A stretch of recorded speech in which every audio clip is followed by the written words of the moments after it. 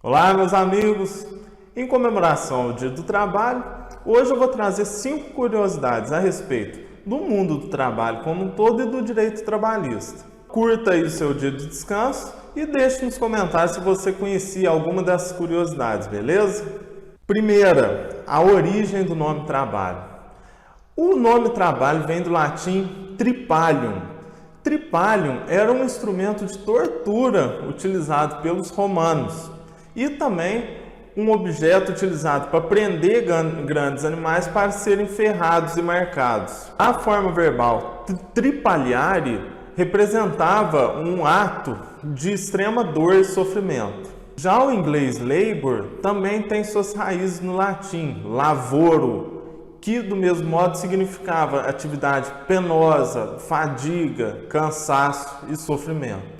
Até mesmo na Bíblia, no livro de Gênesis, o trabalho foi uma pena imposta a Deus para a humanidade depois que Adão traiu sua confiança e comeu do fruto proibido. Quando Deus expulsou Adão do paraíso, foi dito para ele o seguinte: a partir de agora você vai tirar o seu sustento do suor do seu rosto. Ou seja, o trabalho passou a ser uma penalidade para o ser humano. Então, a origem da palavra trabalho sempre esteve atrelada, ligada à questão de dor, sofrimento e penalidade. Segunda, a primeira lei trabalhista que se tem notícia é a chamada Moral and Health Act e foi promulgada na Inglaterra no ano de 1802. Ela trazia normas a respeito da higiene do local de trabalho e também regulamentava o trabalho das crianças, porque até aquela época o trabalho infantil era normal, né? Crianças trabalhavam junto com adultos normalmente.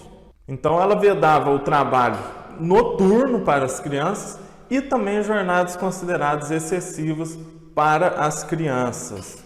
Terceiro, a ideologia comunista de Karl Marx produziu o movimento operário sindical ou o movimento operário sindical produziu a ideologia comunista? Não é possível delimitar ao certo qual é a causa e qual é a consequência, já que a linha que divide os dois é muito tênue. Elas andaram praticamente juntas e tiveram início a partir de meados do século XIX.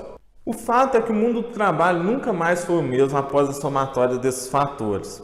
Com isso que surgiu a classe dos direitos sociais, porque até então o direito apenas regulava relações individuais, relações privadas, né? Com todo esse movimento, o Estado passou a interferir diretamente na organização do trabalho e produzir normas que equilibrassem a balança, né, entre o capital e os trabalhadores. A partir desses dois elementos, o trabalho passou a enfrentar o capital, né, e com isso o Estado teve que interferir para regularizar, regulamentar toda essa situação. Quarta, a influência da Primeira Guerra Mundial no fortalecimento dos direitos sociais. Assim como o movimento sindical e a publicação do Manifesto Comunista de Karl Marx, o início e o fim da Primeira Guerra Mundial tiveram um grande peso na questão dos direitos sociais. Foi a partir desse período que os direitos sociais, como nós conhecemos hoje, tiveram seu início e passaram a ser concretizados nas sociedades.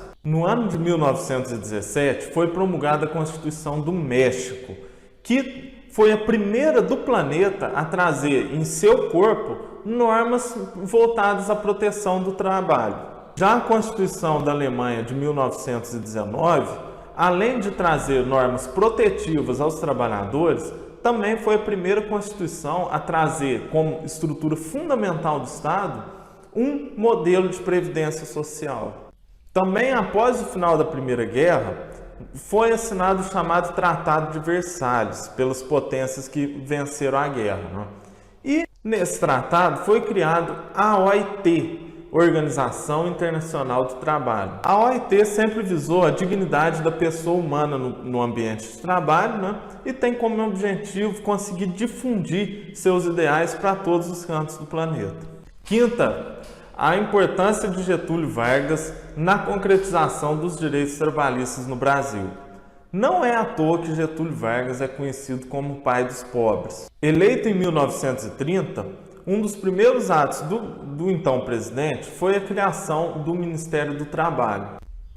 O Ministério do Trabalho foi criado para coordenar toda a atividade trabalhista no Brasil, que acabou resultando num aumento expressivo da legislação trabalhista e também previdenciária no país. Já a Constituição de 1934 foi a primeira Constituição brasileira a trazer normas protetivas do trabalho no seu corpo, e ela instituía normas que estão aí até hoje, como salário mínimo, jornada de 8 horas diárias, repouso semanal, férias, indenização por demissão sem justa causa, entre outros. Mais à frente, Getúlio Vargas percebeu que a legislação trabalhista no Brasil era muito dispersa, era composta de várias leis soltas, era muito fragmentado, e isso dificultava demais a sistematização de um direito trabalhista no Brasil. Então, Getúlio Vargas determinou a compilação de toda essa legislação dispersa num único sistema, num único código. Assim, surgiu a Consolidação das Leis Trabalhistas, a CLT, promulgada no dia 1º de maio de 1943. Eis a razão porque, até hoje, o dia 1º de maio é considerado o Dia do Trabalho no Brasil. Eu espero que você tenha gostado dessas curiosidades. Agradeço a atenção. Um abraço.